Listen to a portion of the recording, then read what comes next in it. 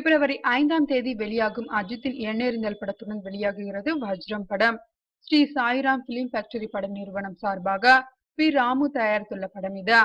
இந்த படத்தில் பசங்க, கோலி சோடா வெற்றி படங்களில் நடித்த ஸ்ரீராம், கிஷோர், பாண்டி, குட்டிமணி ஆகிய 4வரும் முக்கிய வேடத்தில் நடிக்கின்றனர். கதாநாயகியாக பவானி ரெட்டி என்ற புதுமுகம் அறிமுகமாகிறார். கதை, திரைக்கதை அமைத்து இயக்குகிறார் S.T. ராமேஷ் செல்வன். படம் பற்றி இயக்குனர் கூறுகையில், இது முழுக்க முழுக்க கல்வியை மையமாக எடுத்து எடுக்கப்பட்டுள்ளது. கல்விதான் ஒரு குடும்பத்தின் முன்னேற்றத்தையும் ஒரு நாட்டின் முன்னேற்றத்தையும் கொண்டு வர முடியும். அடுத்த தலைமுறைகள் சிறப்பாக அமைய வேண்டுமென்றால் அதற்கு கல்வி மிகவும் அவசியம். அப்படிப்பட்ட கல்விக்காக போராடும் 4 சிறுவர்களின் கதைதான் இது.